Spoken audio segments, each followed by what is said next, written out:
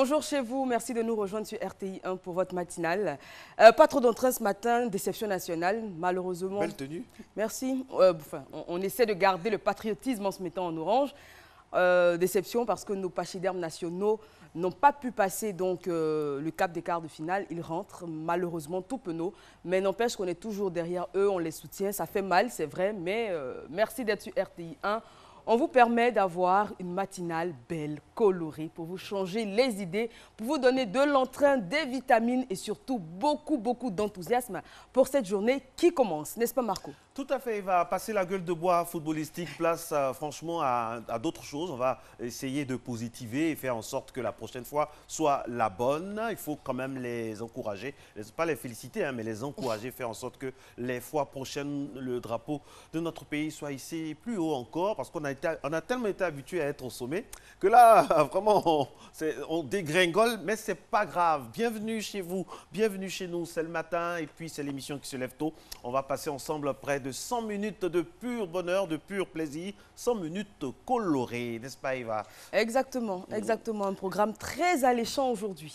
Alors, au programme de cette émission, on aura bien sûr, comme l'a dit Eva, un programme très alléchant. La dernière ligne droite de cette émission parlera bien sûr de l'éducation. Est-ce qu'on doit éduquer un enfant du sexe masculin de la même manière qu'on éduque une petite fille? Grande question. Avec notre spécialiste, Madame Guessant, qui se fera fort, bien sûr, de nous donner les tenants et les aboutissants de ce sujet. Voilà, Christelle Akoussa réalise cette émission. On se retrouve tout juste après ça.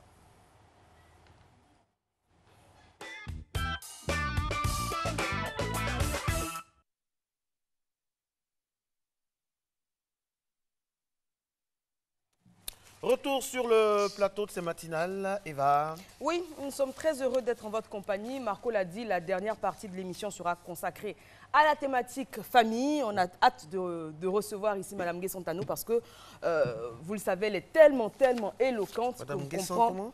Guessantano, c'est bien ça? Madame Bernadette Asson Guessant, pardon. Asson Guessant, toutes mes confuses, Madame Asson Guessant. On sera très... C'est la couleur peut-être qui fait... Oui, on a eu un choc hier, on dira même un traumatisme. C'est vrai qu'on n'a pas été très humble. On en parlait la dernière fois avec notre chroniqueur sport Serge Dacoury. On s'est peut-être un peu avancé, mais on avait des raisons de le faire. On était quand même les tenants du titre. Hein, donc... Moi, ce qui me fait mal, c'est que honnêtement, il n'y avait pas la combativité. Exactement. On avait l'impression qu'il manquait de motivation. À aucun moment, c'est fini l'époque où le nom seul suffisait à effrayer les équipes. Non, aujourd'hui, toutes les équipes ont Internet, toutes les équipes étudient nos matchs, nos joueurs. On se dit que, voilà, un seul nom, soit fût-il ZA ou bien je ne sais pas quoi. Aurier. Non, tout le monde regarde la Ligue des Champions dans tous les pays du monde. Tout le monde sait quel est le système de jeu qui peut contrarier le Paris Saint-Germain, à plus forte raison l'équipe nationale de Côte d'Ivoire. Donc il faut, comme l'a dit Alain Guaméné sur le plateau de RTI 1, il y a quelque chose en plus. Il y a une combativité quand il y a les compétitions régionales comme ça. Il y a une combativité particulière qu'on doit avoir. Et franchement, avec les éléphants cette année, on n'a pas vu ça. On n'a pas vu ça. Franchement, on n'a pas vu ça. Et c'est vraiment dommage. Mais bon, Dieu sait faire ces choses. On dira ça comme ça pour se consoler et on va le mettre sur le côté de la religion. Et comment vous avez vécu c'était un désastre. Parce qu'en plus, Marco, j'avais mis mon maillot, mon très beau maillot. Mon très beau maillot. Je l'avais mis, j'étais chez moi tranquillement. Et avant, en fait, j'ai acheté à manger parce que je me suis dit, autant manger après le match, avant le match, parce qu'après, je risque de ne pas trop avoir l'appétit, etc. Et j'avais raison. Donc, j'ai mangé avant le match, un bon mâchoiron piqué. Et le match a démarré, j'ai regardé. Vous me faites des infidélités alimentaires. Culinaires. Je dois vous inviter, Marco. Et voilà, c'était pas évident. Et vous? Et moi, j'ai dormi l'après-midi quand on a fini. Je me suis dit, bon, je vais me reposer, je vais être zen, tout ça. Et donc, après le repos, je vous ai appelé. C'est comment, Eva, comment vous voyez le match? Eva me dit, non, ça va aller. Non, mais je suis confiante en plus. Et j'ai dit, mesdames et messieurs, j'ai dit à Eva, si vraiment les éléphants gagnent, on met le maillot avec les écharpes, tout était prévu. Elle m'a dit, OK. À la mi-temps, j'appelle Eva, elle ne décroche pas. J'ai eu mal à la tête, j'ai eu mal au cœur, franchement, c'était pas évident. Mais bon, aujourd'hui est un nouveau jour, demain le sera sûrement. Et puis, on espère pour la CAN 2019, pourquoi pas. Et c'est toujours comme ça. Voilà. Et on est toujours supporters des éléphants. La revue de presse, c'est maintenant avec l'incident Ouattara, juste après ce générique.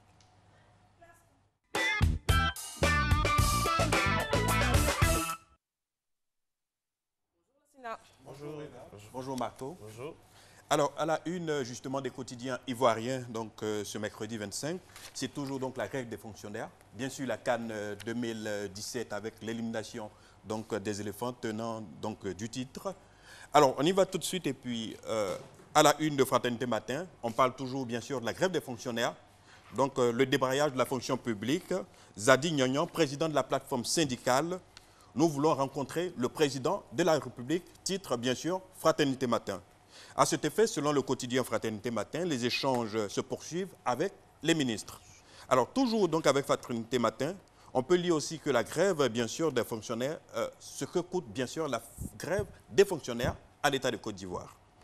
Alors, un autre titre, c'est bien sûr l'intelligent d'Abidjan, qui lui a sa une, donc a une interrogation toujours, bien sûr, du leader syndical, Théodore Zadi Nyonyon, considéré comme le leader de cette grève des fonctionnaires. Moi, cheval de Troie de partis politiques, s'interroge bien ce leader.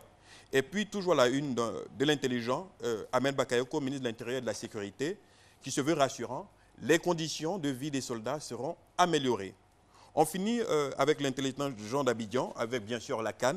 Les éléphants chutent de leur piédestal, le Maroc se qualifie pour le quart de finale.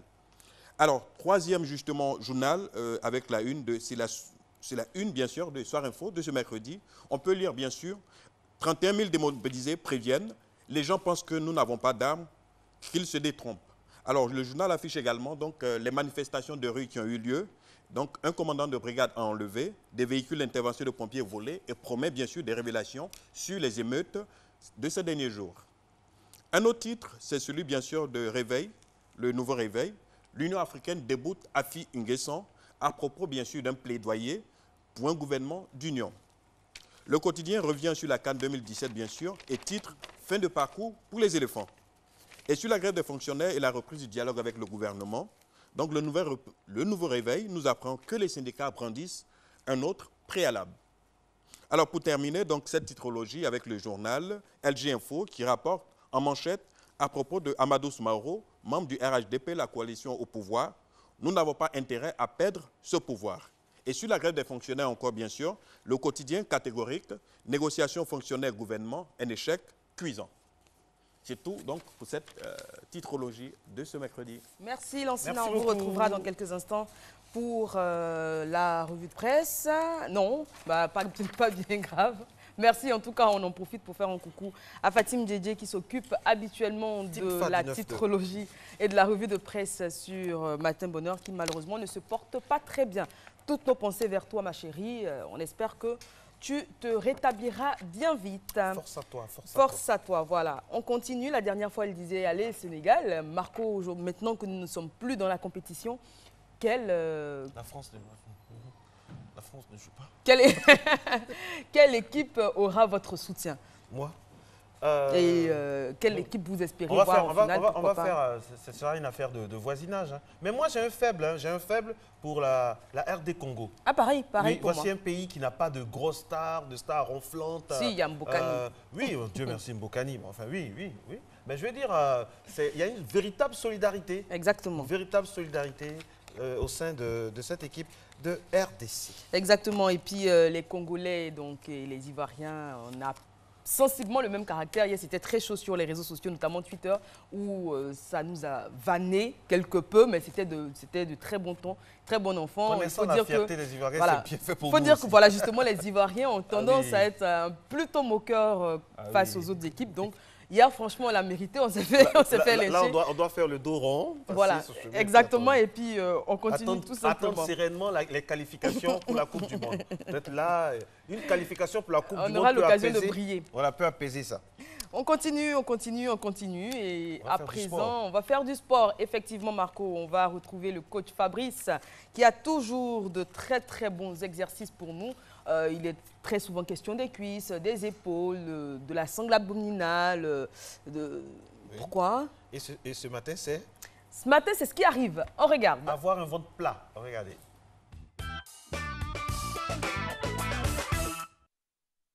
Salut à tous. Bien réveillés, j'espère. Alors moi, j'ai une question pour vous. Que faire pour avoir un ventre plat? Faut-il faire des abdos?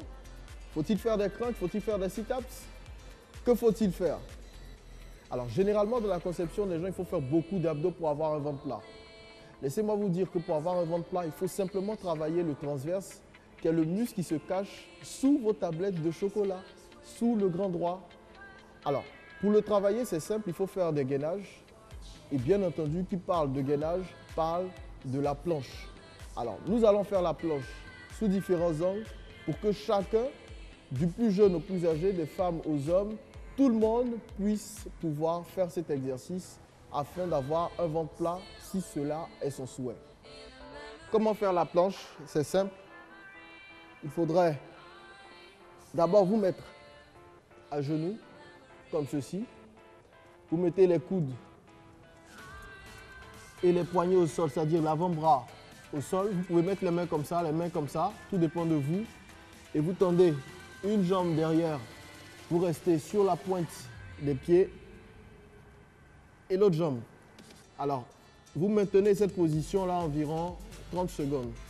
Le truc, c'est de pouvoir repousser en fait le sol avec les bras, ok, et de pouvoir vous concentrer volontairement. Des mollets aux fessiers, en passant par les ischio-jambiers, au bas du dos jusqu'aux épaules, tout mon corps est concentré. Et bien entendu, les abdominaux. Il faudra que vous teniez 30 secondes à répéter autant de fois que possible. Ok? Allez, encore 10 secondes. On tient. Ok. Alors, pour les personnes qui n'arrivent pas à se maintenir dans cette position-là, vous pouvez faire le gainage facial sur les genoux, comme ceci. Là, vous croisez les pieds en arrière ou bien vous les laissez comme ça, tout dépend de vous. Ok? Et vous restez dans cette position-là. Il ne faudrait pas faire ça. Il faudrait que le fessier reste bien plat. Ok? Bien concentré. La sangle abdominale bien concentrée. Il ne faudrait pas faire un A. Ok? Il faudrait que vous soyez bien droit. Ok? Même chose, 30 secondes. Et puis vous changez d'exercice. Si vous avez à la maison un Swiss ball comme ceci, que ces deux positions-là sont trop difficiles à faire, vous pouvez faire ça. Ok, vous placez bien le Swiss ball, vous mettez vos coudes là-dessus. Ok, comme ça. Et vous tendez les jambes derrière vous et vous maintenez la pression sur le Swiss ball avec les coudes pour bien l'enfoncer, en fait, l'appuyer contre le sol. Ok? Plus vous tenez dans cette position et plus vous allez sentir que vous travaillez le transverse. Ok? Il faudrait bien sûr que vos abdos soient bien concentrés lorsque vous faites cet exercice. Alors, si avec ça c'est trop difficile, aucun souci. Vous avez un balance trainer ici, à ma gauche. Vous pouvez l'utiliser également. Même principe que pour le Swiss ball, vous mettez vos avant-bras dessus et les coudes enfoncent le balance trainer dans le fond. Et puis là, allez, vous gardez cette position-là. 30 secondes. Allez, encore un peu. Il faudrait repousser le balance trainer avec vos coudes, vos épaules. Ok. Alors, ce que vous devez savoir, c'est qu'à partir de cet instant, tout ce qui est aliments gras doit automatiquement être banni de votre alimentation, surtout les soirs, parce que vous n'allez pas avoir assez de temps pour éliminer justement tout ce gras que vous allez ingurgiter juste avant d'aller au lit. C'est déjà terminé, mais quant à moi, je vous donne rendez-vous demain pour un autre numéro. Merci à coach Fabrice. Il nous donne rendez-vous demain pour un autre numéro, un autre exercice. Vous êtes à Matin Bonheur. Nous sommes le 25 janvier 2017. Sachez que le 25 janvier 2017 marque l'anniversaire de la pose de la première pierre d'un des édifices du monde entier. On va revenir là-dessus. Mais Eva, un anniversaire oui, également. Oui, on a un anniversaire spécial à célébrer. Le grand, le doyen, le précurseur Georges Taïb Benson. GTB. Oui, GTB qui a fait les beaux jours de la RTI, fête ses 71 ans. 71 ans. Aujourd'hui, c'est beaucoup, hein, c'est pas donné à applaudir. tout le monde. Allez, tout le monde dans le studio, 71 ans. l'applaudit. 71 ans.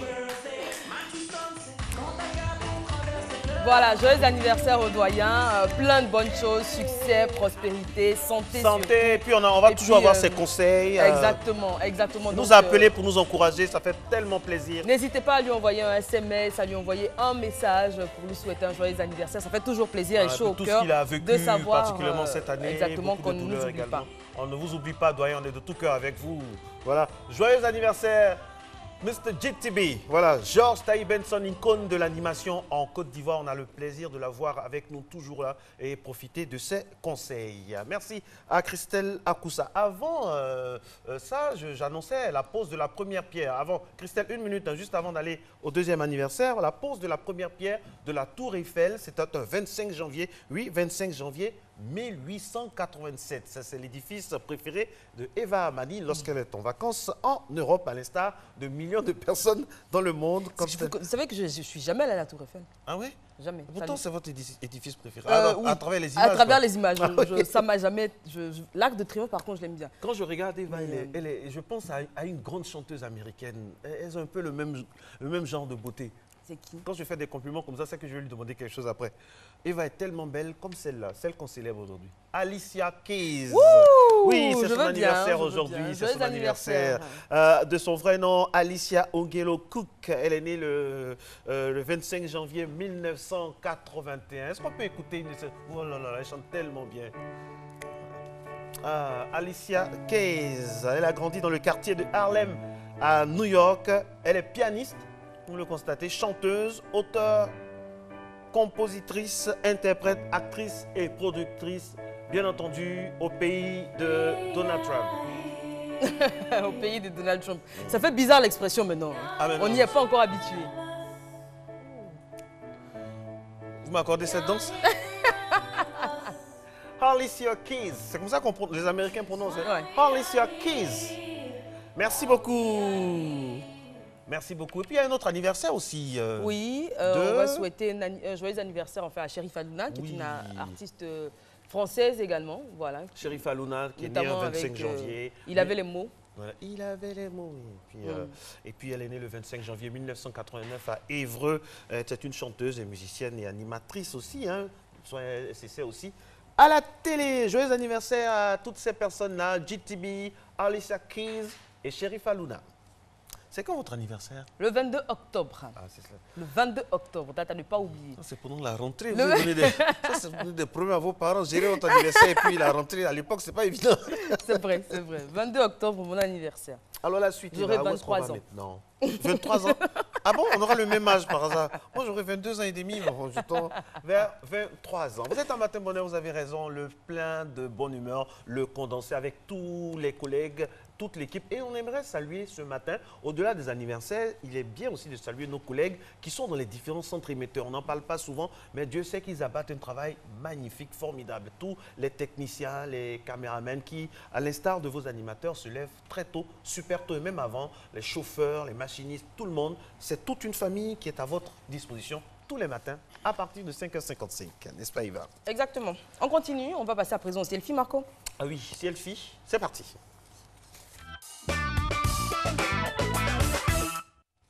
Et vous le savez, pour l'occasion de la CAN, nous avions demandé aux supporters que vous êtes de partager avec nous vos instants supporters. Bon, je pense qu'on ne va pas aller très loin dans cet exercice. Et la première image, je crois reconnaître Aimé Zébier.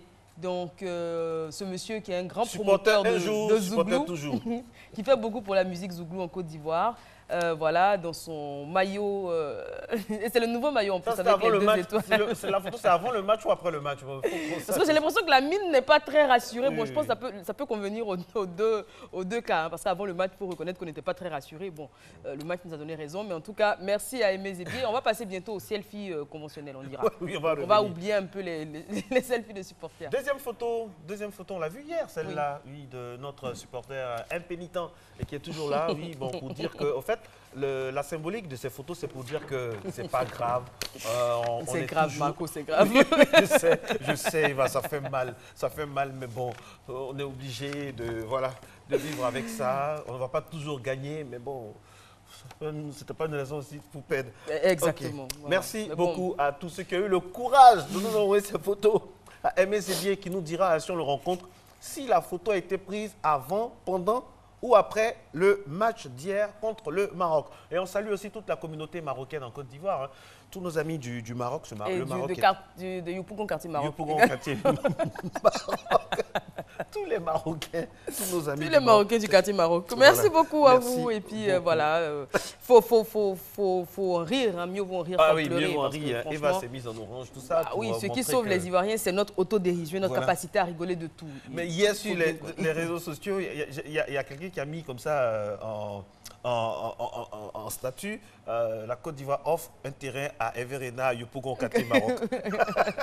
Les Ivoiriens sont formidables. Voilà. Merci d'être avec nous. Nous allons maintenant passer à un autre pan de cette émission, c'est le Point Route. C'est parti.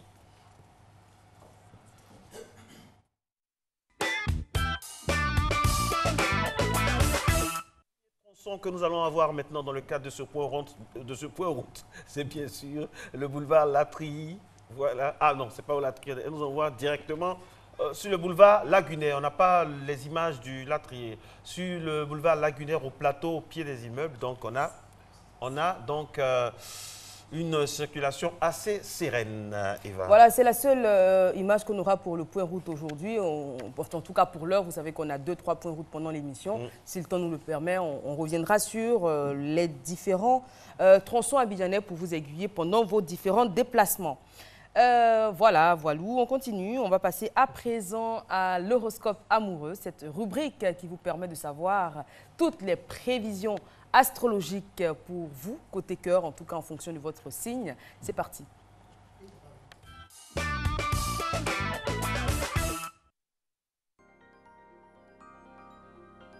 Bélier, si vous êtes célibataire, une rencontre amoureuse sans lendemain ou un petit flirt est probable. Pour ceux qui ont décidé de se fiancer ou de se marier, la journée sera excellente et apportera beaucoup de bonheur. Et pourquoi ne pas envisager de faire une petite escapade à deux? Taureau, oui, vous serez parfaitement sur la même longueur d'onde que votre partenaire. La relation sera très détendue et vous pourrez même faire des projets à deux. Si vous êtes célibataire, ce ne seront pas les démonstrations d'affection qui manqueront.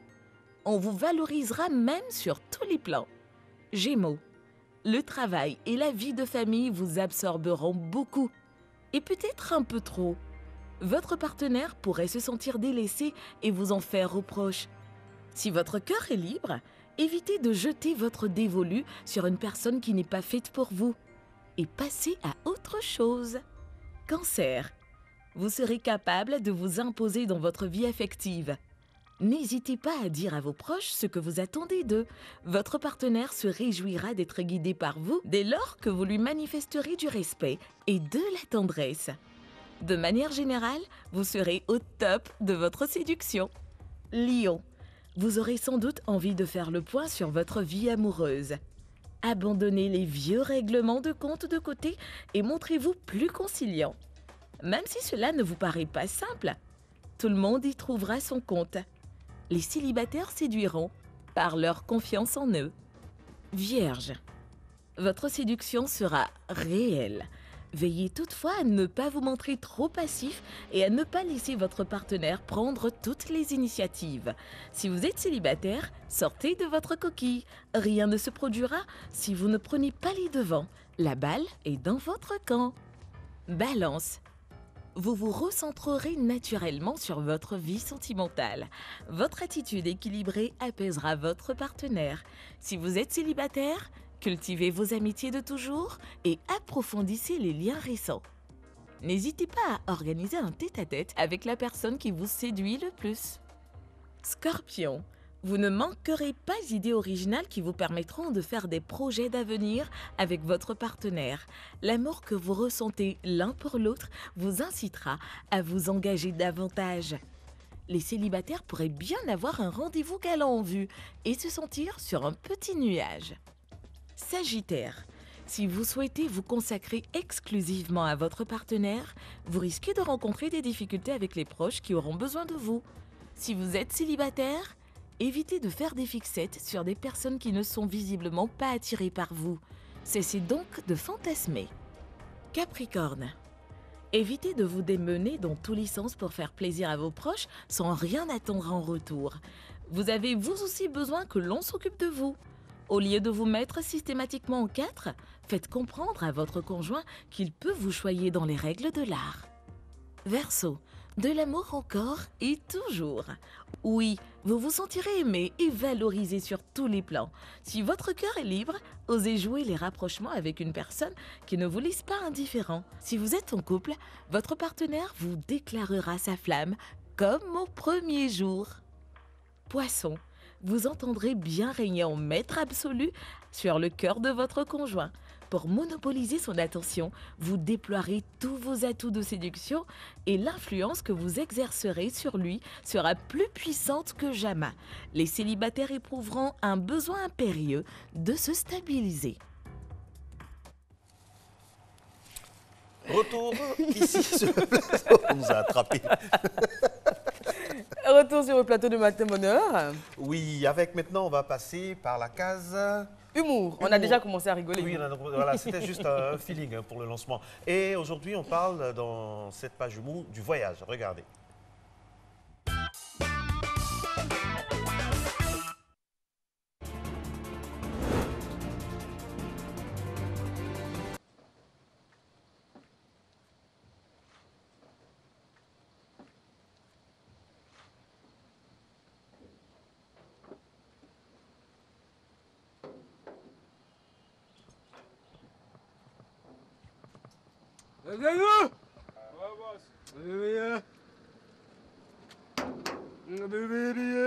C'est un client qui envoie un matin là. C'est pour homme de pompe, pompe injection. Non, ici là, on ne peut pas avoir pompe. Hein. Non, on ne peut pas avoir pompe ici.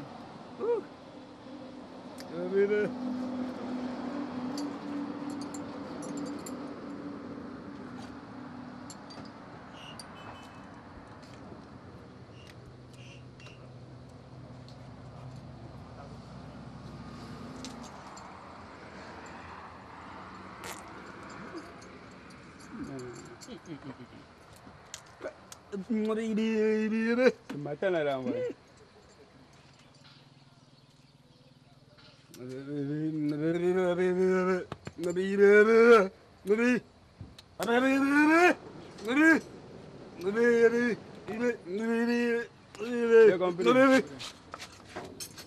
Toi, tu sais que tu ne peux pas finir très de gens, tu as pris leur l'argent.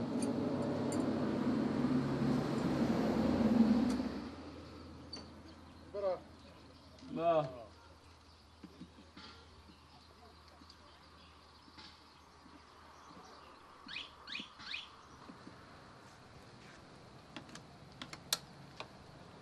Bonjour mon frère, Bonjour. ça va? Oui, ça va un peu. Et ton patron? Il est en voyage. Il vient quand? Bon, c'est pour 6 mois. 6 mois? Oui. Il a voyagé pour 6 mois, hein? Oui, oui. Alors là, c'est compliqué. Ah, c'est pour 6 mois, c'est ce qu'il m'a dit. Tu vois, la dernière fois ici, qu'il était ici, comme il me doit là, et puis je suis parti. Mais il y a sa tante qui est aux États-Unis là. Oui. Donc elle m'a appelé, elle dit que ton patron lui avait demandé de l'argent pour s'acheter des taxis. Oui. Voilà. Bon, maintenant elle a remis l'argent là, elle m'a envoyé expédier l'argent là sur mon compte. Oui. Voilà, elle a donné 2 millions pour lui. 2 millions. Oui, mais elle a insisté, elle dit de le donner main à main. Mais maintenant qu'il a voyagé pour 6 mois, j'ai fait On comment? l'a envoyé pour 6 mois. Bon, je serai obligé d'expédier l'argent. Je vais retourner l'argent aux États-Unis. Bon, allez, s'il vient que je suis passé. D'accord, c'est compris.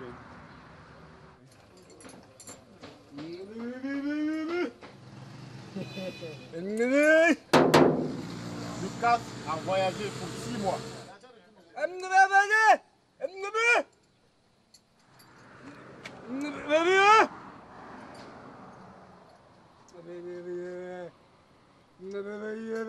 Mais c'est ce que tu m'as dit.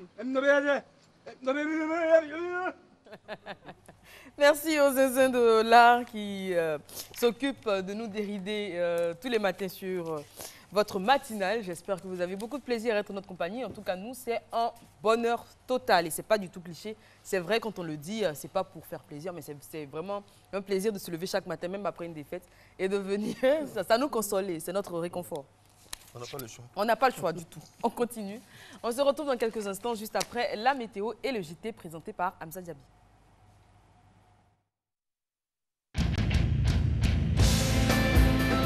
Des stars, des couleurs, des batailles, un seul but.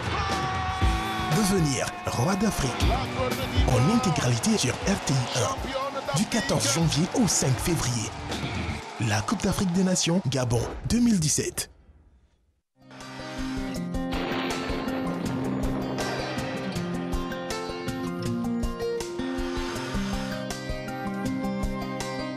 MTN, everywhere you go. Bonjour mesdames et messieurs, les vents secs s'étendront ce matin sur la région du Nord jusqu'à la bande centrale, apportant ainsi un temps relativement sec et brumeux. Ailleurs, le ciel sera partiellement nuageux avec une période de brouillard, notamment sur la région du littoral.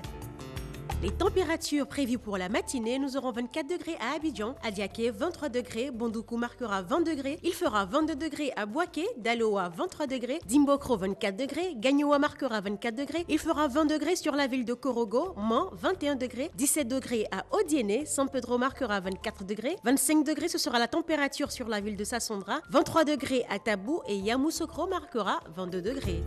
L'après-midi, la région du Nord au sud forestier sera sous le couvert de la présence des vents secs, ce qui pourrait occasionner un temps de brume sèche. Sur le littoral, l'après-midi sera dominé par un temps ensoleillé et partiellement nuageux qui pourrait progressivement favoriser quelques pluies faibles. Les températures prévues pour l'après-midi, nous aurons 32 degrés à Abidjan, Adiaké marquera 31, il fera 35 degrés à Bondoukou, le mercure affichera 34 sur la ville de Boaké, Daloa 33 degrés, Dimbokro 33 degrés, 31 degrés sur la ville de Gagnoa, il fera 33 degrés à Korogo, Mans 32 degrés, Odiéné 31 degrés, San Pedro marquera 31 degrés sur la ville de Sassandra, le mercure affichera 30 degrés à Tabou et Yamoussoukro 34 degrés. Très belle matinée à toutes et à tous.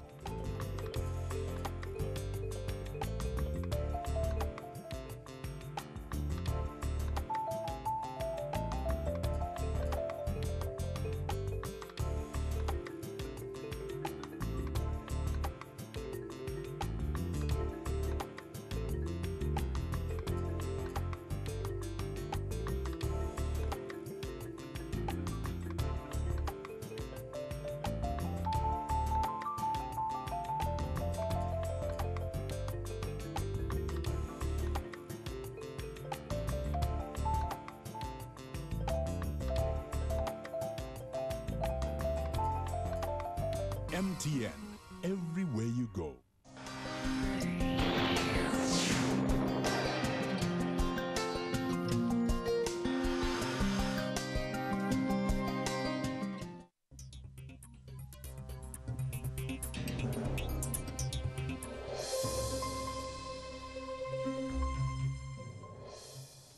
Bonjour mesdames et messieurs, bon réveil, bienvenue dans ce journal. Le syndicat national de l'enseignement primaire public de Côte d'Ivoire, le SNEPSI, invite ses membres à reprendre le travail dès aujourd'hui, mercredi 25 janvier. Selon le secrétaire général national du SNEPSI, de nombreux acquis ont été observés au cours des négociations avec le gouvernement. Ces informations ont été données au cours d'un point de presse en présence de plusieurs membres du SNEPSI. Le syndicat national de l'enseignement primaire public de Côte d'Ivoire, SNEPSI, invite ses membres à reprendre le chemin de l'école dès ce mercredi 25 janvier. Selon le secrétaire général national du SNEPSI, des acquis notables ont été observés après les différentes rencontres avec le gouvernement. Sur les 6 points de revendication, selon Paul Nielou, 4 ont été satisfaits et les 2 points de désaccord font encore l'objet de discussions. C'est pour toutes ces raisons que le SNEPSI demande donc à ses militants, à ses membres répartis à travers tout le pays, dans ces 22 sections régionales, 150 sections locales, de reprendre le travail afin de faciliter la poursuite des négociations dans un esprit apaisé jusqu'à la satisfaction de nos préoccupations. Paul Nielou, qui affirme que son syndicat n'est pas signataire d'un mot d'ordre de grève, souhaite que les dispositions sécuritaires soient prises par le gouvernement afin de permettre aux enseignants membres du SNEPSI de regagner sereinement leur poste. Si le gouvernement prend les mesures de sécurité nécessaires, nos camarades, si nous lançons l'appel, ils vont aller travailler. Mais s'ils ne le font pas, c'est clair qu'à cause de l'insécurité, ils vont rester à la maison. Les négociations entre le gouvernement et les différents syndicats grévistes se poursuivent. Depuis le samedi dernier, la plateforme des syndicats et des fonctionnaires du secteur public a appelé à la reprise du travail dès lundi 23 janvier. Nos équipes ont sillonné administration publique et établissements scolaires. Pas de cours dans les écoles visitées à Cocody. À la cité administrative, la reprise est timide. Ce sont les mots de Franck Quadio. Mardi 24 janvier, déjà 2 jours pour la reprise du travail dans la fonction publique lancé le dimanche 22 janvier par la plateforme des fonctionnaires et agents de l'État du Côte d'Ivoire en attendant la fin des discussions avec les autorités. Sur le terrain, ambiance contrastée.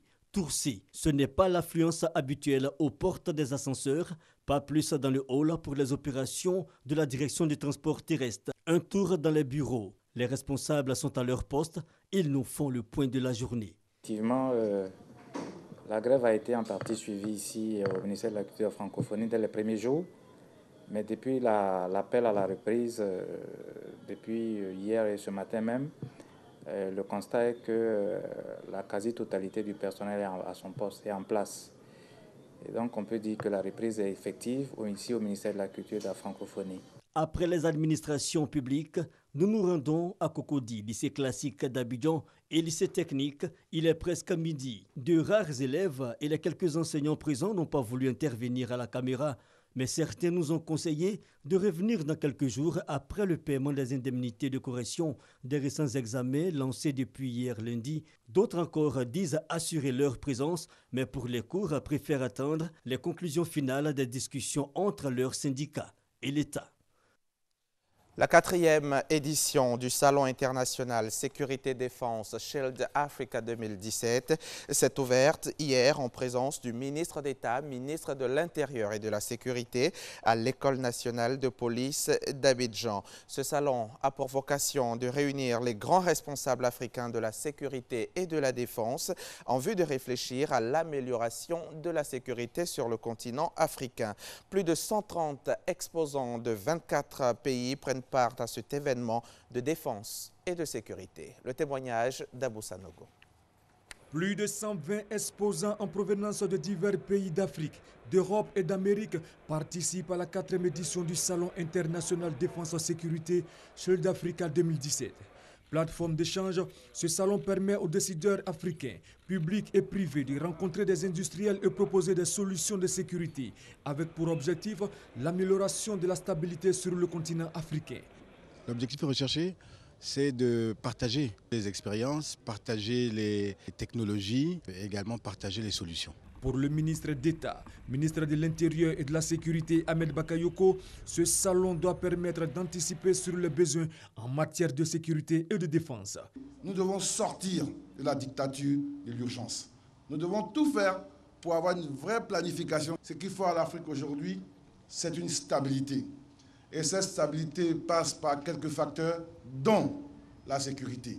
Sur l'actualité récente en Côte d'Ivoire, le ministre d'État Ahmed Bakayoko a tenu à rassurer. La force d'un pays, ce n'est pas l'actualité d'un jour ou d'une semaine. Ce sont des piliers plus solides. Et les fondamentaux de la Côte d'Ivoire demeurent solides. Avec nos troupes, nous avons certainement, comme je l'ai dit, un décalage de calendrier entre la prise en compte d'un certain nombre de mesures pour améliorer les conditions de vie et de travail et la forte exigence des peuples devant une croissance qui va vite. Chacun veut tout de suite sa part de croissance, mais je peux vous rassurer, la confiance est de mise. Nous avons entendu le message de nos troupes et sur instruction du président, nous travaillons à apporter des solutions durables. Chacun verra que les conditions de vie et de travail des soldats vont être améliorées. Nous sommes engagés, nous sommes déterminés. Aucun pays n'a progressé dans le monde sans difficulté. Je veux ajouter que nous ne devons pas perdre de vue la menace sécuritaire, qui est une réalité. Les événements récents à Gao, au Mali, nous interpellent à plus de vigilance. C'est pourquoi nous devons vite mettre fin au désordre en nos rangs. Les ministres de l'Intérieur du Togo, des îles Comores et de l'Afrique du Sud sont les invités d'honneur de ce 4e salon. Autre temps fort, la démonstration dynamique des forces spéciales. Au total, 42 délégations venues de 62 pays, dont 39 pays africains et 150 sociétés participent à ce 4e salon. C'était un reportage signé Abou Sanogo. Le ministre du Commerce s'est rendu dans un marché de la place pour avoir une idée du coût des marchandises. Cette visite participe à la lutte contre la vie chère. Le ministre Souleymane Diarra fait de cette lutte sa priorité. Reportage signé Justine Sey-Djike. À peine installé, le nouveau ministre du Commerce veut toucher du doigt les réalités du panier de la ménagère. Le lieu le mieux indiqué pour s'y frotter, le marché. La pluie qui s'est invitée dans sa démarche n'a pas freiné son ardeur. Étal après étal, le ministre Souleymane Diarra s'est imprégné du coût des marchandises, de leur provenance et des conditions d'hygiène et de conservation de ces produits. Ce que j'ai pu constater, c'est que les étals disposent en fait de balance. Ce qui permet en fait aux consommateurs, parce que comme vous le savez, j'ai le devoir de protéger les consommateurs. Ça permet aux consommateurs d'avoir le juste poids par rapport à ce qui est également payé. Pour certaines clientes, les prix des produits de consommation ne sont toujours pas à la portée de toutes les bourses. En tout cas, les prix sont un peu élevés. Vu la situation du pays, on ne peut plus rien acheter sur le marché. Les commerçantes, quant à elles, rassurent. Non seulement elles font tout pour que les produits soient à la portée de tous les consommateurs, mieux, elles comptent mettre en œuvre des projets pour la baisse drastique du coût des produits vivriers. Où est le marché qui est cher là? On a 2 plateaux, mais nos marchés sont moins chers. Ça c'est 100 francs, voilà ça. Tout le monde connaît 100 francs. Ici c'est 125, 125. Ici là c'est 500. C'est ici seulement on fait kilo. Quand tu fais 1 kilo, tu as 4 boules. 1 kilo à 300, tu as 4 boules d'acheter. On veut faire mieux que ça. Et je crois qu'on va arriver grâce au projet qui est en cours, le projet de goutte à goutte, les comptes saison. Là, on aura les produits à tout moment, où le prix même sera jusqu'à 200-300 par kilo. Je crois que jusqu'en 2018, on sera à ce stade. La lutte contre la vie chère a toujours été une préoccupation pour le gouvernement ivoirien et par ricochet pour les ministres qui se sont succédés. Souhaitons que les actions menées aboutissent pour le renflouement du panier de la ménagère au grand bonheur des Ivoiriens. Le projet d'appui à la construction d'un système national de contrôle de la sécurité sanitaire des aliments a été lancé hier mardi à Abidjan. Objectif, aboutir à une réforme structurelle visant à mettre en place une agence de gestion des risques sanitaires des aliments. Un impératif aujourd'hui au regard des nouveaux enjeux liés à la modernisation de l'agriculture, du développement rural et surtout de la biodiversité. Lanciné Bakayoko, Jean-Jacques Kwameala. La création de cette agence de gestion des risques sanitaires des aliments est rendue nécessaire pour 3 raisons principales. La protection de la santé des consommateurs sur le territoire national. La participation active au processus normatif international, notamment au travers de l'Union africaine, la CEDEAO, l'UEMOA, et enfin la participation à la croissance de divers indices de développement à travers l'augmentation même des parts de marché à l'international des opérateurs agroalimentaires ivoiriens, en améliorant bien sûr la crédibilité de l'origine Côte d'Ivoire. Grâce au nouveau dispositif, la Côte d'Ivoire va disposer d'agriculteurs formés aux bonnes pratiques capables de mettre à disposition des produits alimentaires sains. Bien plus, l'agence de gestion des risques donne beaucoup plus de rigueur au rôle des associations de consommateurs agissant sur le marché avec une bonne culture des normes nationales des aliments. Ce projet a été conçu pour permettre la participation de l'ensemble des acteurs de la chaîne alimentaire et de la société civile, conscients que la protection du consommateur nécessite une approche intégrée, associant les autorités compétentes en matière de sécurité sanitaire, les opérateurs des différentes filières agroalimentaires, les acteurs de la recherche scientifique et les consommateurs. Le projet d'appui à la construction d'un système national de contrôle de la sécurité sanitaire des aliments est doté d'un budget de 10,5 milliards de francs CFA. Il est financé par le contrat de désendettement et de développement C2D. Pour l'heure, sont concernés l'élevage de porcs, la volaille et le vivrier. Depuis l'annonce d'une enquête par le gouvernement sur la fiabilité des activités des entreprises d'agrobusiness et de la mise en observation des comptes des dites structures par le Trésor public, les souscripteurs ne sont plus sereins. Ils prévoient pour bientôt une marche. Pour les rassurer sur la démarche du parquet, le procureur de la République était face aux journalistes lundi dernier. Sidonie Davila. Dans l'affaire dite arnaque de grande ampleur dans l'agrobusiness et pour laquelle la police économique a ouvert une enquête et procédé à des arrestations, le procureur de la République est monté au créneau ce lundi pour éclairer l'opinion. De quoi s'agit-il? Le 30 décembre 2016, l'agent judiciaire du Trésor, au nom de l'État de Côte d'Ivoire, a saisi mon parquet d'une plainte pour escroquerie et blanchiment d'argent à l'encontre de certaines structures d'agrobusiness. L'enquête a été aussitôt confiée à la direction de la police économique et financière. L'enquête a révélé que ces structures ont promis à leurs souscripteurs, par des contrats individuels, d'injecter des fonds dans la création de plantations. Concernant des cultures vivrières, des plantations de tomates, de carottes, de concombres et autres.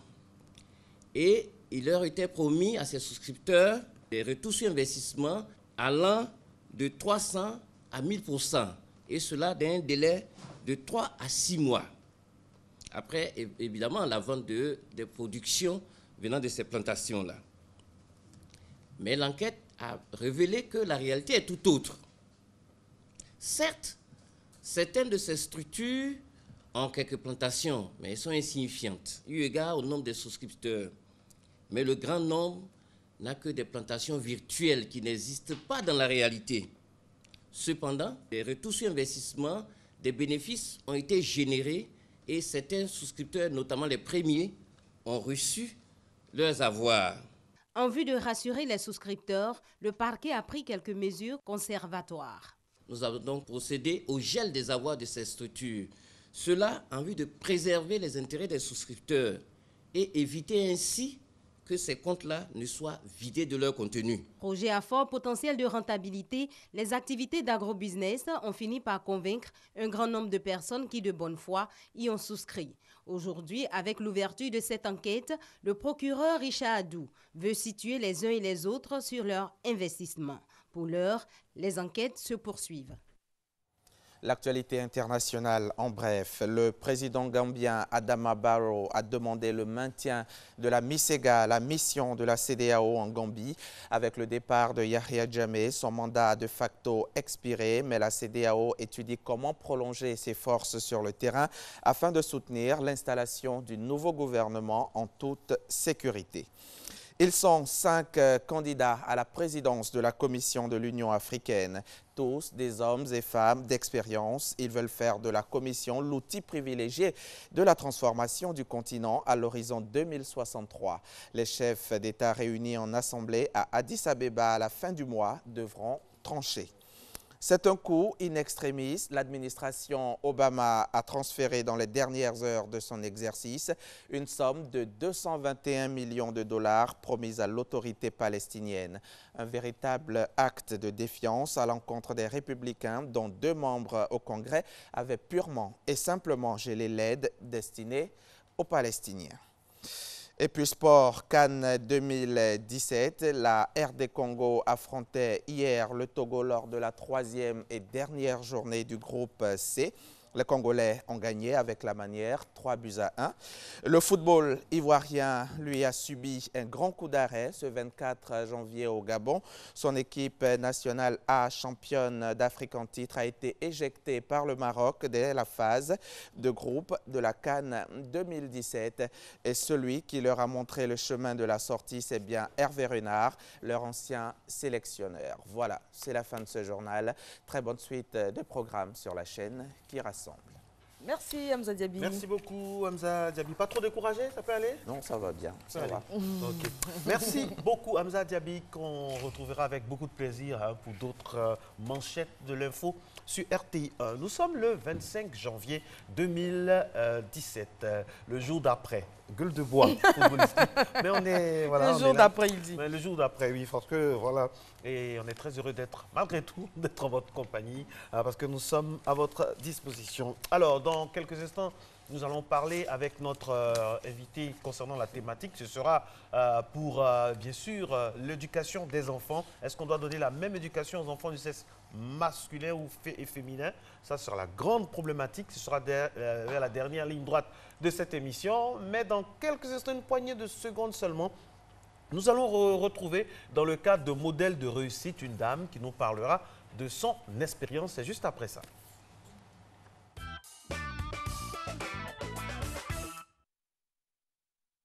Notre invitée, qui parlera de son expérience dans le domaine du transport, Madame Christine Adiossan. On va passer au petit-déj, voilà, et on va commenter avec Marco, bien évidemment, les photos que vous nous envoyez. Alors, la première photo, moi, c'est un de mes repas préférés. Alors, du pain, des œufs et de la loco. C'est magnifique. Bon, le petit-déj, j'ai jamais tenté. Hein. C'est de la loco, oui. Haricots. De la loco ou des haricots? Non, c'est des haricots. Haricots? Comment j'ai l'impression que c'est de la loco alors? Non, je comprends. Aujourd'hui, on pardonne toutes les... Franchement, aujourd'hui, on a la tête ailleurs. Et surtout le cœur lourd. Donc, du pain, des haricots et des œufs. Des œufs durs, tout simplement. C'est magnifique. Excellent appétit à la personne qui nous a envoyé les photos, mais malheureusement, qui n'a pas laissé son nom. Et c'est bien dommage, parce qu'on aime bien vous faire des coucous personnalisés, on dira. Seconde image. André Philippe, hein, le nom était sur ce conducteur. André Philippe, de très bien. Marcory. Alors, deuxième image. Oui, ça c'est l'un de nos plats préférés, mythiques, attiéké poisson. C'est Antoine Esso qui nous envoie ça des deux plateaux. Villa Cannes, donc j'imagine... Comment on appelle ça, l'ustensile qui tient? Comment on appelle ça? Ça fait un nom particulier parce qu'il y a des pointes. Oui, c'est pour pouvoir bien écraser. En fait, on utilise un autre instrument. C'est un peu comme un talier, on dira, pour écraser. Donc, les pointes là servent de...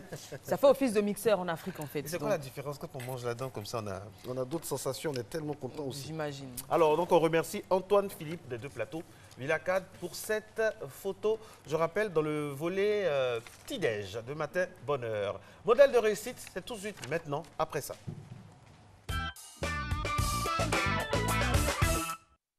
Bonjour, Madame Christine Adiossan. Merci d'être présente sur ce plateau. Vous le savez, très chers téléspectateurs, dans cette rubrique, nous aimons bien vous présenter des personnes qui pourraient, pourquoi pas, vous inspirer par leur parcours, vous donner des idées de secteurs d'investissement, par exemple. Et ce sont des personnes qu'on aime comme ça recevoir et parler avec elles de leur parcours. Et Madame Adiossan, Christine est transporteur. Bonjour. Bonjour, Madame. Bonjour. Bonne année. Bonjour, merci. Bien réveillée? Oui, ça va, bien réveillé. Alors, vous êtes transporteur. Qu'est-ce concrètement dans quel le transport a plusieurs branches, sous-branches? C'est laquelle vous concernant? Transport de marchandises. Transport routier de marchandises. Transport routier de marchandises. Transport routier de marchandises. Et vous avez débuté depuis 9 ans. Oui. Ça fait 9 ans que vous êtes dans ce secteur. Qu'est-ce qui vous a donné envie d'y investir et d'y travailler? Bon, pour commencer, j'étais d'abord secrétaire dans une petite entreprise de la place dans la zone portuaire. Et tous les matins à mon bureau, je voyais les camions, les va-et-vient des camions. Alors ça me fascinait. Ça me fascinait. Et un jour, je me suis retrouvée à rêver. Dans mon rêve, j'étais propriétaire de plusieurs camions. J'avais mon parc auto. J'avais même un centre de formation dans les métiers du transport. Toujours dans le rêve, hein? Toujours dans le rêve. Alors, quand je me suis réveillée de mon rêve, je me suis dit, waouh, mais Christine, quel rêve tu fais? Ça, c'est un métier d'homme. Est-ce que tu peux t'aventurer dans ce milieu? Donc, j'étais là. Je ne savais pas quoi faire, mais en tout cas, j'avais envie d'être transporteur. Jusqu'à ce que je croise une ONG du nom de Lead Africaine. Et cette ONG qui m'a dit que non, ton rêve peut être réalisable. Oui, tu as le droit de rêver. Et surtout de réaliser. Et surtout de le réaliser. Tu as les capacités de le réaliser. D'accord. Alors ça, c'est le niveau, ça, ce sont les prémices. Hein. Il y a eu le rêve, il y a eu le rêve, il y a eu la projection, on va dire ça comme ça, la projection dans le métier, dans ce qu'on a voulu toujours faire. Peut-être que quelque part, c'était toujours en vous, vous aviez toujours voulu le faire. Alors, quand on commence comme ça, il y a vite le découragement, hein, parce qu'il y a plusieurs projets qui n'arrivent pas. Vous, qu'est-ce qui vous a fait tenir? À part, au-delà de l'ONG qui vous a accompagné, c'est quoi qui a constitué le déclic que vous vous êtes dit, ça y est, je peux y arriver? Alors, vraiment, j'y croyais à cette chose parce que c'est mon rêve, c'est ce que je voulais. Alors, effectivement, je suis tombée, mais je me suis relevée parce que c'est ce que je voulais faire. Ça me plaisait, ça me fascinait. Alors, quelles sont les difficultés que vous rencontrez dans votre métier? Vous l'avez dit, c'est perçu généralement comme un métier d'homme. Vous êtes une femme, vous décidez de vous y lancer. Vous n'avez jamais travaillé dans le secteur. Vous l'avez dit, vous êtes secrétaire de formation vous avez exercé en tant que secrétaire. Vous décidez de vous lancer dans le transport de marchandises. Forcément, il y a des difficultés. Forcément, les débuts ne sont pas évidents. Ce n'est pas évident parce que je partais de zéro. Je n'avais même pas d'argent. Donc, imaginez-vous le prix d'un camion. Alors, en tout cas, je voulais coûte que coûte faire le transport. C'était ça ou rien. Pour y arriver, j'ai dû faire des sacrifices. D'accord. Quels sont ces sacrifices? Il fallait demander à mon patron d'alors de me prendre à mi-temps. D'accord. Parce que j'avais besoin de temps. De temps pour aller chercher mes marchés. Je n'avais pas de camion également. Et si j'avais des marchés, il fallait également aller chercher des camions pour faire le transport. Et c'est comme ça que j'ai débuté un peu. Mon patron a accepté de me prendre à mi-temps parce que ça l'arrangeait de me donner des demi-salaires. Exactement. Moi, c'était gagnant-gagnant. Voilà, gagnant-gagnant. Voilà, c'est risqué quand même. Hein, c'est là où nous sommes très heureux de vous recevoir sur le plateau, c'est que le modèle de réussite, c'est celui aussi qui prend des risques. On ne devient pas un modèle où on ne réussit pas dans un secteur sans prendre des risques. Vous acceptez de diviser votre salaire par 2 et d'aller vers un autre rêve qui est hypothétique, entre guillemets. On ne sait pas si ça va prendre, comment ça va prendre. Il faut une bonne dose de foi et de conviction, madame. Oui, effectivement. Et ça ne vous a pas manqué, ça? Non. Et quels conseils vous pouvez donner à ceux qui nous regardent, qui sont parfois peut-être réticents à des projets qui leur tiennent à cœur? Alors, ce que je peux donner à mes soeurs, à mes frères, à mes mamans, à mes filles, c'est qu'il faut oser rêver. Ça, c'est très important. Il faut oser rêver. Quand vous rêvez, vous vous donnez une mission et des stratégies. Vous donnez une mission et des stratégies. Et vous allez à votre rythme, étape par étape, mais en comptant sur vous-même. Parce que ce n'est que vous-même, ce n'est que votre rêve. Personne ne va venir vous aider. Vous ne pouvez pas attendre d'un cousin venu d'Europe ou bien même de votre mari. Vous vous donnez les moyens. Surtout le temps. Il vous faut du temps. Du temps, oui, de la motivation. Oui, de la motivation. En quoi consiste votre travail? Parce qu'on a dit, vous faites du transport de marchandises. Qu'est-ce que c'est? Vous allez prendre les marchandises à l'intérieur du pays parce qu'on sait que c'est là qu'il y a les zones de production. Vous les acheminez vers Abidjan. À qui vous les livrez? Comment ça se passe? Vous travaillez avec des coopératives? Oui. Je travaille avec des entreprises. D'accord. Il y a des entreprises qui ont du matériel à faire transporter. Donc, moi, je sers de transaction entre ces entreprises et leurs dépôts. Je ne citerai pas de nom, mais vraiment, je travaille avec quelques grandes entreprises, même sur des projets même en matière de transport. Je vais dans tous les pays, nouveau national comme international. Voilà. Alors, on va terminer avec une question. Une journée de madame, ça se passe de madame à Dieu sans Christine. Racontez une journée, ça se passe comment? Vous vous levez à quelle heure? À 2 heures, à 3 heures? Vous terminez la journée à quelle heure vous terminez? D'accord. Le matin, d'abord, je me lève à 6 heures. Je vais sur le parc, j'appelle, je suis beaucoup au téléphone. J'appelle pour savoir quels sont les camions qui sont rentrés, ceux qui ne sont pas rentrés, pour pouvoir faire le planning des camions. Je regarde les bons, je dirige les camions, dans quelle entreprise ils doivent partir. je vérifie si tout est, dans les normes, si les camions sont en bon état, s'il n'y a pas de problème de mécanique, si tel ou tel camion, avant de lancer les camions. Une fois les camions lancés, je suis le trajet des camions jusqu'à destination. Ça, c'est un stress aussi. Parce que tu as pris de la marchandise, si c'est pas... Il faut s'assurer que ce soit livré en bon état. À bon port.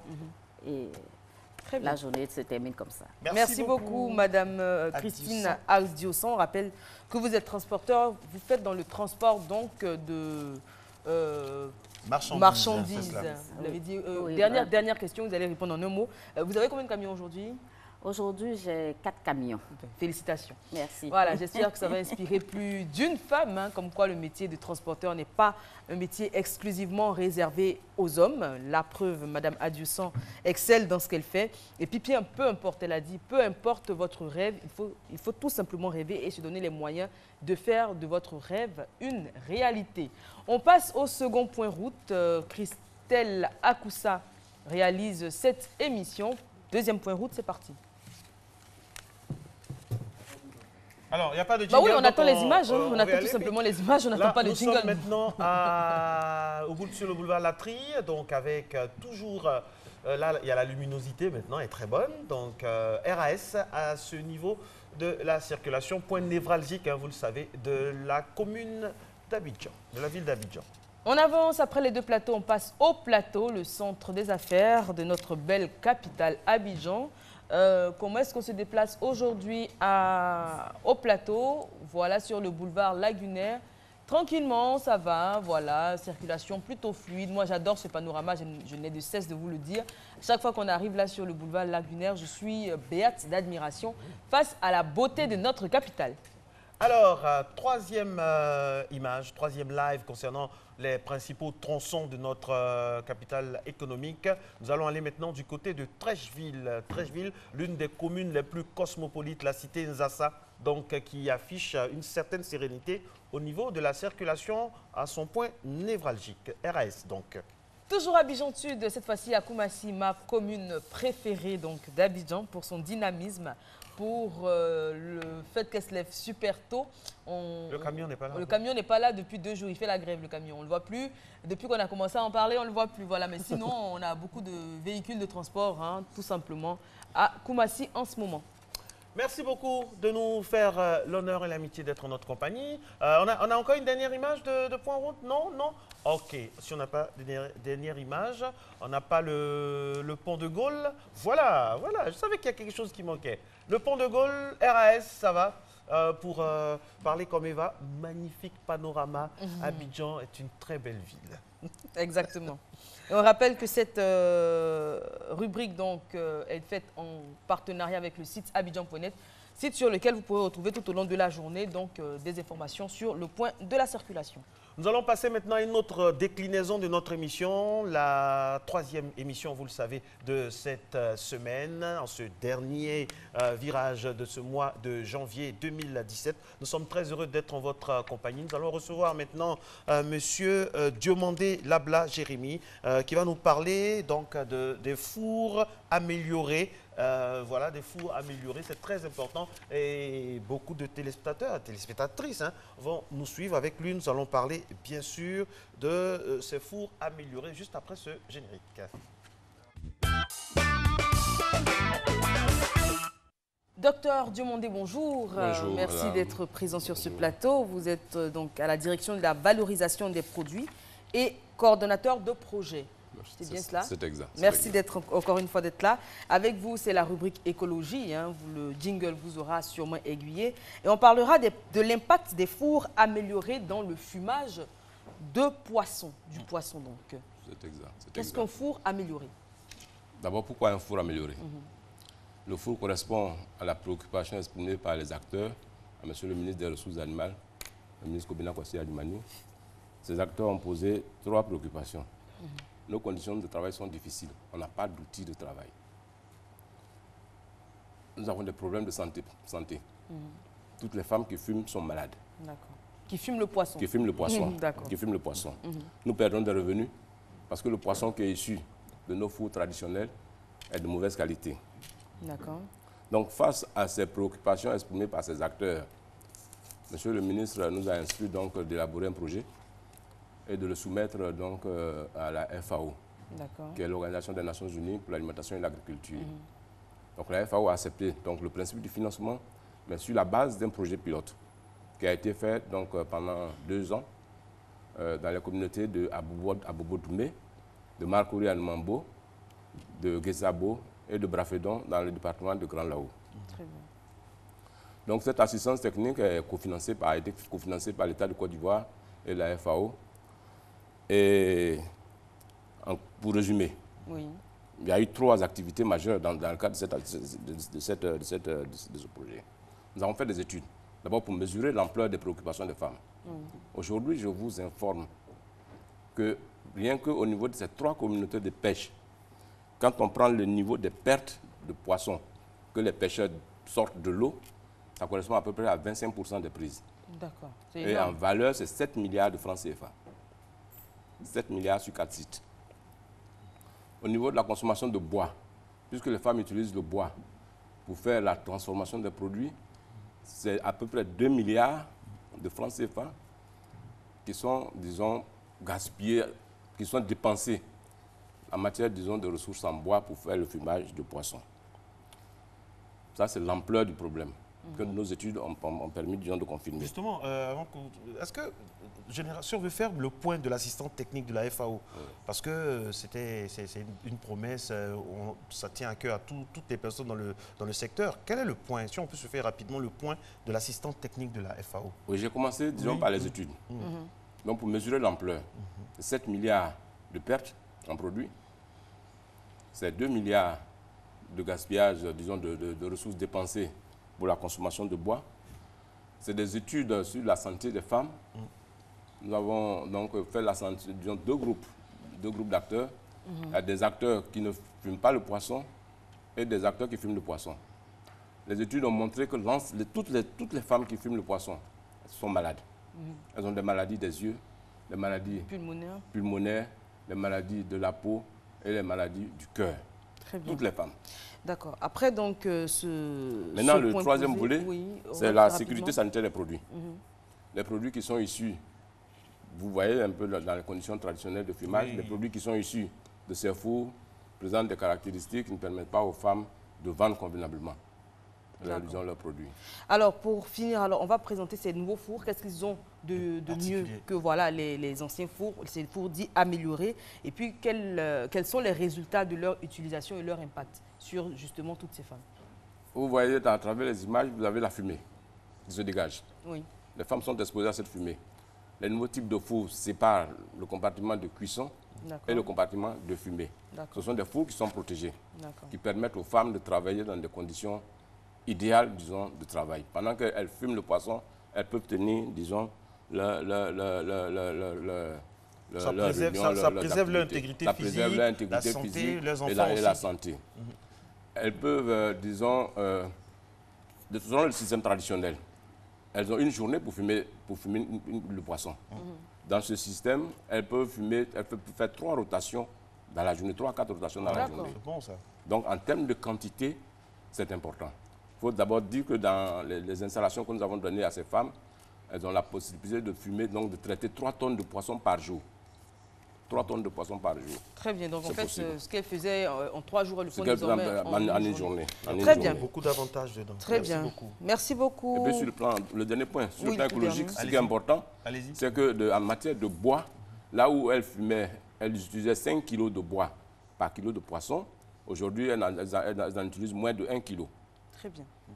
Donc, que des avantages. C'est qu'il y a beaucoup d'avantages au niveau économique, au niveau santé. C'est tout bénéfice, c'est tout gagnant. Ces fours ont montré leur supériorité tant technique que économique. Très bien. Merci beaucoup, docteur Jérémy Labla.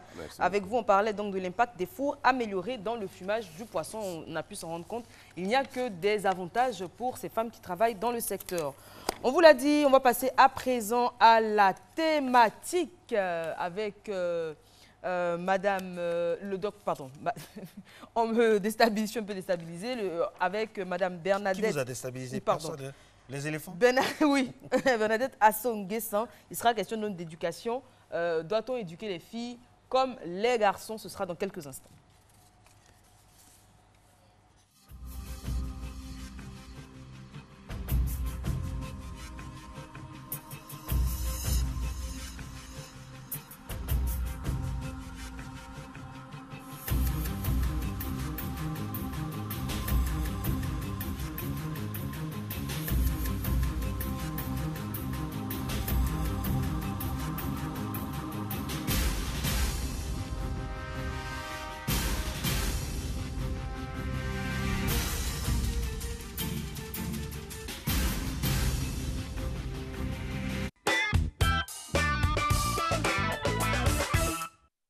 Plateau de ce matinal, mesdames et messieurs, il est exactement 7h05.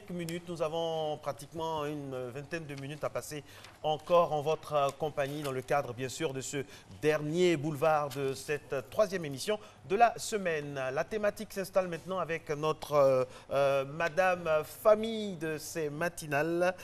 C'est toujours un plaisir de la voir avec elle. Nous allons parler de l'éducation des enfants. C'est très important. Quelle éducation? Pour quel enfant? Est-ce qu'on doit donner la même éducation à une fille ou à un garçon? Les préjugés, au-delà des préjugés, tout ce qu'il ne faut pas faire, tout ce qu'il faut faire, c'est maintenant, Eva. Oui, exactement. Madame Docteur Assonguesson, bonjour. On rappelle que vous êtes psychologue, mais également sexologue. Ah, non? Non. Ah bah c'est ce qui était marqué sur mon conducteur, donc Si, on va... Franchement, les éléphants nous ont. Hein. Voilà, alors on va parler, donc Marco a annoncé la couleur, on l'a dit en début d'émission, et vous pouvez également réagir sur notre page Facebook. Vous pouvez réagir sur la page Facebook, poser toutes les questions, elle est disposée à y répondre. On vous écoute. Bonjour Eva et bonjour. Parler donc de l'éducation, c'est vraiment la grande question, parce que toute nation se construit par l'éducation des enfants et de génération en génération, les choses se mettent en place. Alors, peut-on éduquer la femme, la jeune fille comme un petit garçon? A priori, nous disons non, parce que ce sont deux personnalités complètement différentes, du fait que l'un soit un de sexe masculin et que l'autre de sexe féminin. Et donc, par rapport à cette différence de genre, dans l'éducation, il y a un certain nombre de choses qui vont différer. Il y a un certain nombre de choses qui vont différer. Toutefois, l'éducation est la même. Quand on parle d'éducation, l'éducation comprend un certain nombre de choses. Il s'agit de l'instruction. Donc, que ce soit la petite fille ou que ce soit le petit garçon, tous les deux ont droit à l'éducation, à l'instruction.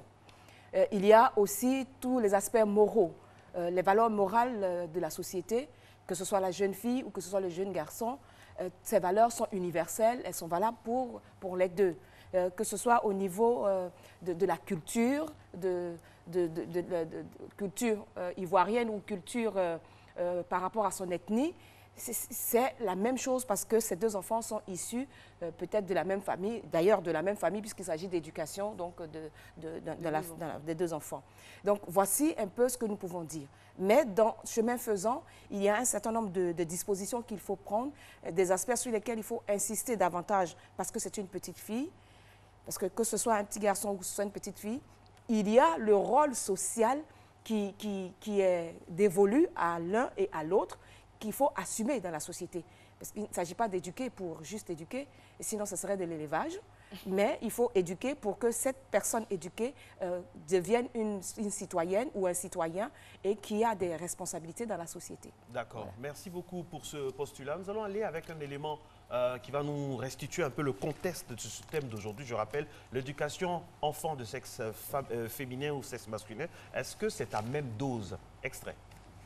Une famille, en fonction du sexe de l'enfant, doit-on donner une éducation particulière? C'est pour répondre à cette préoccupation que nous nous sommes rendus dans la commune de Yopougon-Ananéré, au domicile de Monsieur et Madame Koulibaly.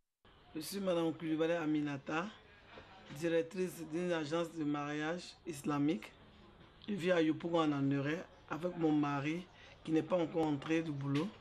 Avec qui nous avons 7 merveilleux enfants. Madame Koulibaly s'exprime sur l'éducation de ses enfants. Concernant l'éducation des filles, c'est très délicat par rapport aux garçons.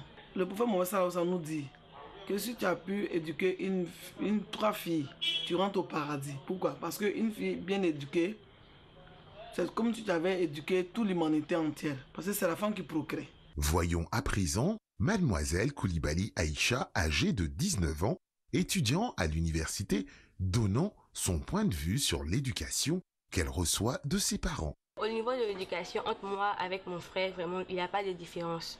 Voilà, c'est la même rigueur et la même discipline que les parents nous demandent. Voilà. Mais il y a forcément des choses que les mamans vont nous dire qu'elles ne vont pas dire, comment dirais-je, aux garçons. Pour Aïcha, l'éducation que lui donnent ses parents n'est différente de celle reçue par son frère à quelques détails près. Ce qui concerne l'éducation des garçons, c'est aussi délicat, mais pas comme pour la femme. Si le petit garçon n'est pas se mettre dans un groupe de délinquants, vraiment, si les conseils on lui donne à la maison, il écoute, vraiment, il va réussir dans la vie. Écoutons ce que pense son frère, Al-Mustafa, âgé de 17 ans, élève en classe de terminale. Quand je suis au conseil de mes parents, il y a de bons résultats scolaires en classe. Et puis ça permet de me comporter bien à la maison, à l'école et dans la rue. Il n'y a pas de différence entre moi et ma soeur. Comme maman a acheté un bonbon pour ma soeur, elle a acheté aussi les mêmes bonbons pour moi. L'éducation des enfants devient très délicate. Parce que nous, les parents, on leur donne le maximum à la maison. Surtout le côté religieux. Pourquoi le côté religieux? Pour que l'enfant ait la crainte de Dieu. Arrivé au dehors, il y a des comportements qu'il ne peut pas avoir. Il donne le maximum aux enfants à la maison. Dès qu'ils sortent, ils ont une autre vie au dehors que nous, les parents, on ne sait pas. Et quand ils sont à la maison, la télévision, ils regardent n'importe quoi à la télé, l'Internet. Le plus important, c'est de leur inculquer une éducation basée sur les valeurs religieuses, notamment avoir la crainte de Dieu, ce qui leur permet de faire des bons choix dans la vie. Voilà. Docteur Assoum Guesson, vous avez vu cet élément, qu'est-ce que vous en pensez? Bon, je pense que c'est exactement ce que je venais de dire tantôt. En ce qui concerne l'éducation des filles et des garçons, que ce soit par rapport à l'instruction ou les valeurs morales, c'est ce que l'élément reprend, il s'agit de donner les mêmes chances et les mêmes instructions. Il s'agit de donner les mêmes instructions. Mais dans la mesure où le petit garçon a un rôle social qui est complètement différent du rôle social de la petite fille, il faut, dans cette éducation-là, introduire un certain nombre de thèmes ou un certain nombre d'aspects variants. Quand nous prenons les enfants qui naissent, l'enfant traverse un certain nombre de stades de développement. Et dans ce stade de développement, il y a justement donc, les choses à inclure dans leur éducation, selon que ce soit un petit garçon, selon que c'est une petite fille. Quand arrive, je vais passer un peu le silence sur les 10 premières années, c'est pratiquement pareil, mais déjà, dès l'âge de 3 ans, l'enfant a conscience de sa différence de sexe. L'enfant a bien conscience qu'il est différent d'une petite fille, et la petite fille aussi a bien conscience qu'elle est différente du petit garçon. Au-delà de cela, en grandissant, les comportements vont s'orienter par rapport au rôle social qu'on va leur demander d'assumer plus tard dans la vie. Donc la petite fille va s'intéresser à tout ce qui est tenir la maison, cuisine et tout cela, sans oublier qu'aujourd'hui, l'obligation est faite à tous les parents de mettre les enfants à l'école. Donc il faut instruire les enfants. Que ce soit, quel que soit le système éducatif qu'on choisit, il faut donner une instruction à l'enfant. Fort heureusement, chez nous, en Côte d'Ivoire, au moins c'est obligatoire jusqu'à 14 ans. En poursuivant, donc, en arrivant à 10 ans, 11 ans, on est dans la préadolescence et commence à apparaître pour les enfants qui sont précoces les caractères sexuels secondaires. Pour la petite fille, elle voit des petits seins qui commencent à pointer. Et pour le petit garçon, il y a un certain nombre de petites choses. La pilosité, la voix qui change. Il commence à faire ses premières érections. Il commence à avoir plutôt ses premières éjaculations, c'est ce qu'on appelle... Voilà, il commence à expérimenter toutes ces choses-là. Et donc, il se pose des questions. Donc, l'éducation doit pouvoir tenir compte de cela et apprendre à la petite fille et lui dire que, ben voilà, à partir de ce moment-là, voilà comment est-ce qu'il faut se conduire dans la société, voilà ce qui vous attend, voilà ce que vous allez devenir, et ainsi de suite pour le petit garçon, les responsabiliser. Alors, vous l'avez dit, on n'est pas rentré dans les détails jusqu'à l'âge de 10 ans, mais est-ce que dans cette période-là, l'enfant n'imite pas son parent du même sexe par, justement, il ne fait pas du mimétisme? Vous l'avez dit, la petite fille va s'intéresser à tout ce qui est tenir la maison, elle regarde maman en train de cuisiner, donc elle va s'orienter vers les dinettes, etc., faire semblant de balayer. S'il y a un petit frère, elle aura tendance à materner sa poupée. Tout à fait. Et puis le petit garçon à s'intéresser à ce que fait son père. Oui, ça c'est le schéma idéal. Classique. Classique. Le schéma idéal voudrait que, même dans les gestes des parents, on encourage la petite fille à faire comme maman et on encourage le petit garçon à faire comme papa. Pour stéréotyper, je veux dire que la petite fille va jouer à la poupée et puis le petit garçon va prendre le journal. Quand vous les voyez jouer, il va prendre le journal, avoir l'attitude de papa. Si papa vient, il a l'habitude de prendre le journal et de regarder le journal et puis donner des ordres ça et là. Le petit garçon va se mettre dans ce rôle social-là, déjà qu'il a regardé dans la famille. Mais c'est à l'éducation de la mère et le père qui font, et les parents qui sont autour, qui font l'éducation, et même en dehors de la maison familiale, c'est-à-dire là où l'enfant prend l'instruction, l'école, l'université et tout cela, c'est là qu'il faut faire attention aux déviations qui peuvent être possibles. On peut donner une très bonne éducation à un enfant. Et comme le disait la maman dans l'élément, on ne sait pas ce qu'ils font dehors. Donc, quand ils arrivent dehors, ils peuvent changer de comportement. C'est en cela que l'introduction, donc, dans l'éducation, de l'aspect spirituel est quelque chose de très important parce que nous considérons Dieu comme l'être suprême qui cadre tout et qui nous donne donc de vivre véritablement dans une société équilibrée et ne pas déranger les autres éléments, les autres membres de cette société-là. Là, vous parlez de société équilibrée, hein, ça tombe bien, je vous prends au mot. Est-ce que notre société devient de plus en plus déséquilibrée? Là, dans l'élément tout à l'heure, la dame a parlé de... Je suis très attentive à ce que vous dites, Marco. Là, la dame a parlé, par exemple, de réseaux sociaux. Aujourd'hui, je prends un exemple concret, on ne regarde pas le journal de 20 h comme en 1980 avec ses parents à table. Aujourd'hui, il y a les réseaux sociaux, on a chacun à 10 ans, 11 ans déjà, on a téléphone portable. Alors, est-ce que ça ne sape pas l'éducation et des enfants en général et de la fille en particulier, quand on sait que la femme est appelée à être le pilier du foyer, le vrai pilier du foyer? D'accord. Dans le foyer, pour répondre très rapidement par rapport à ça, le foyer, la femme est la maîtresse de la maison.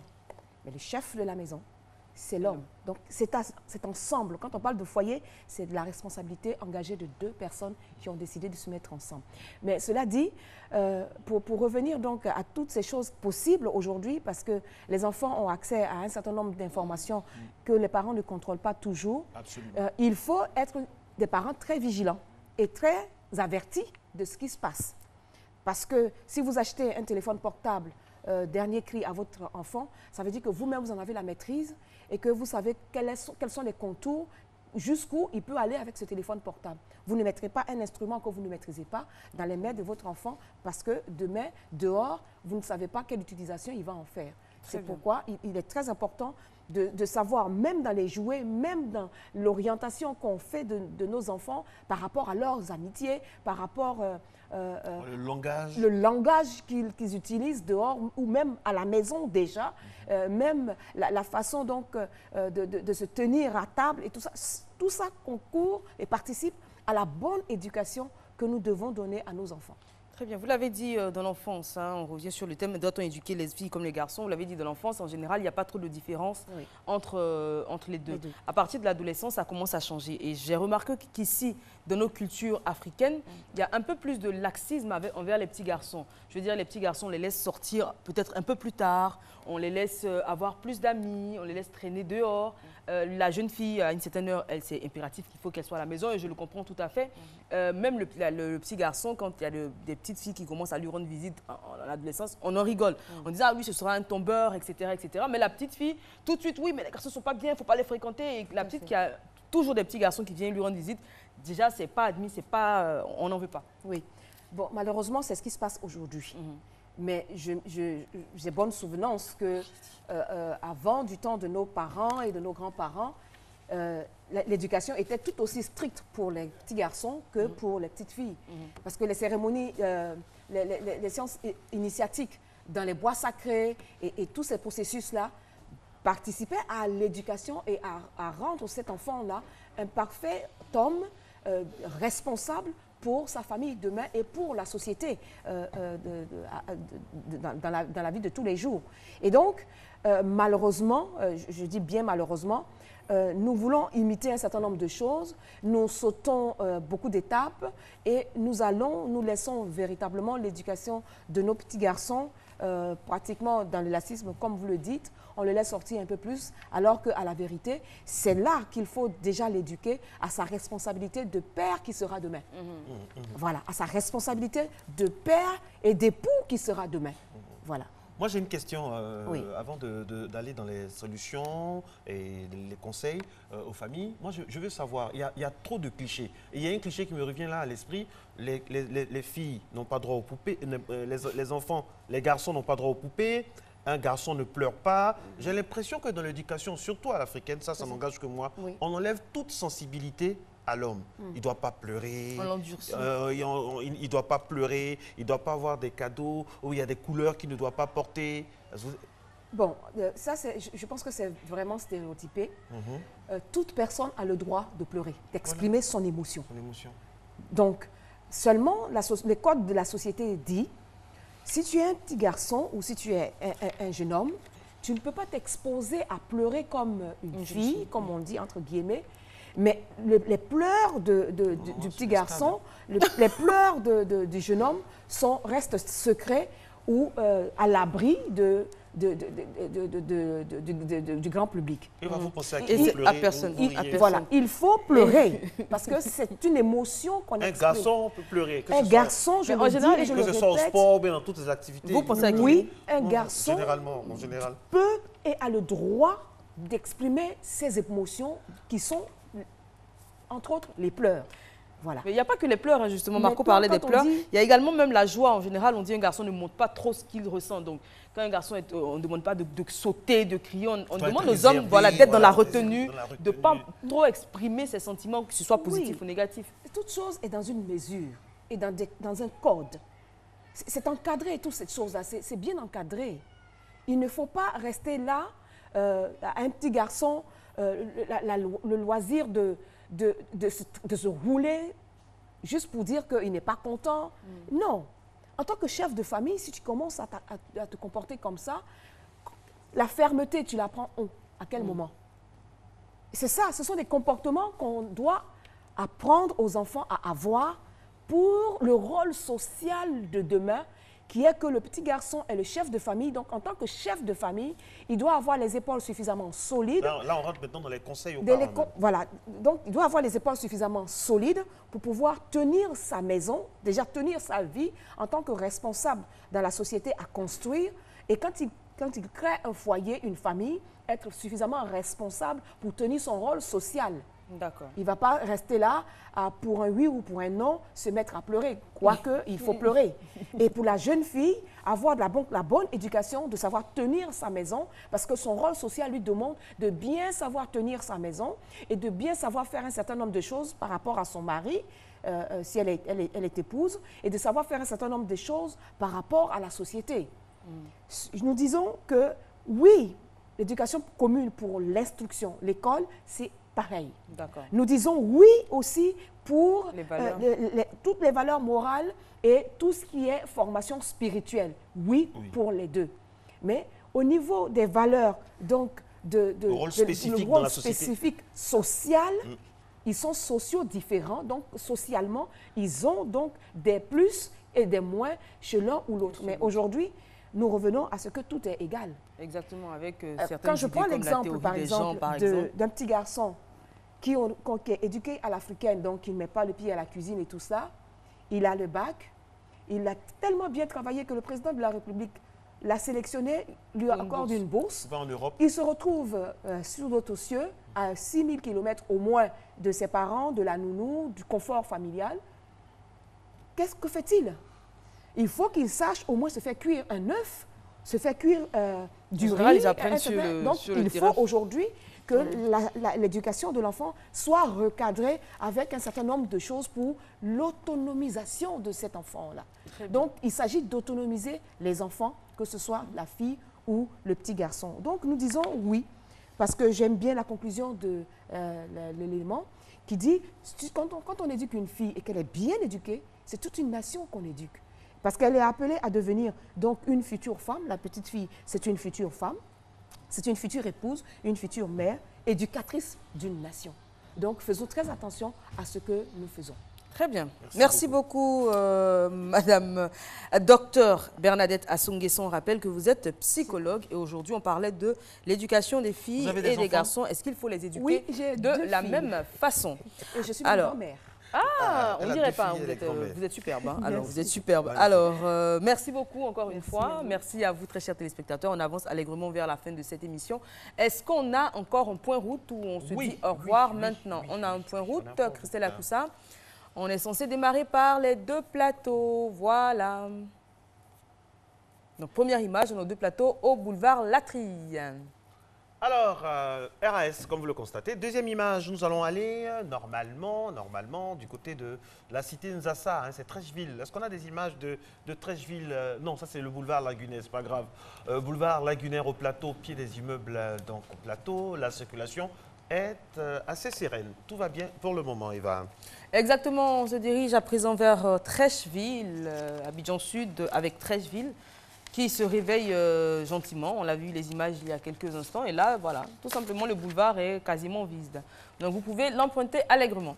Koumassi nous fait les yeux doux au niveau de sa circulation avec, bien sûr, son côté toujours industrieux, ces populations qui bougent sans cesse en activité. Regardez, on a déjà des prémices d'un go-slow du côté du grand carrefour de Koumassi. Il faut faire vite pour se déplacer. Voilà. On finit avec le pont de Gaulle. C'est bien évidemment au plateau, cette belle commune que j'aime bien.